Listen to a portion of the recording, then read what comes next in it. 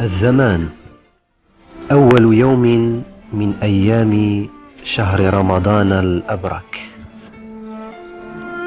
المكان بلدة تاغيا رعاها الله، بموقف السيارات المعروف بالباركينج وسط مولاي بوعزة.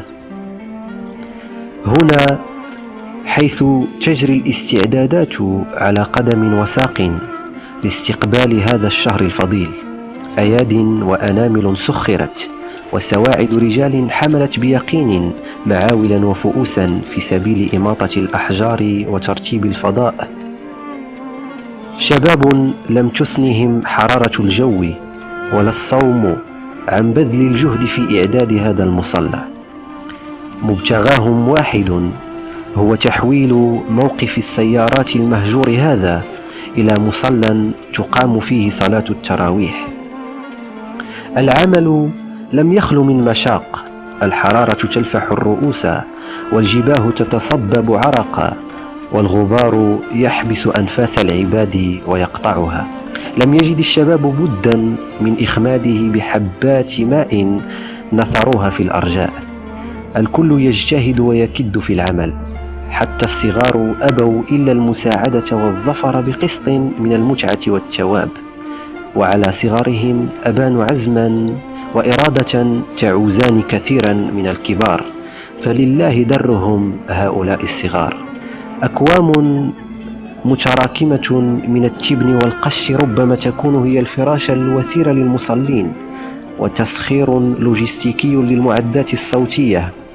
بساط من الحصير قد استوى على الأرض وامتد، والشمس قاربت على الغروب، والعمل ما زال متواصلا لإعداد المهمة وإنهاء العمل في موعد صلاة العشاء والتراويح لأول يوم من أيام شهر القرآن. لقد أثمرت الجهود المبذولة، ولم يبق الآن سوى وضع الترتيبات النهائية واللمسات الأخيرة، والكل يبادر في رمضان.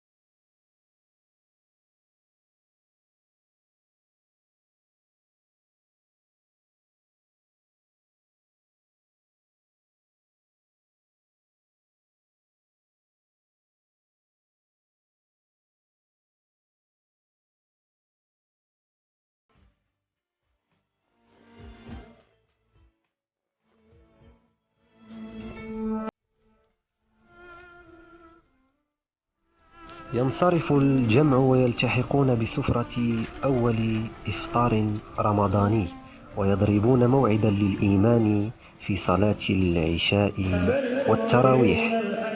الدنيا والآخرة خير وأبقى، إن هذا لفي الصحف الأولى صحف إبراهيم وموسى. الله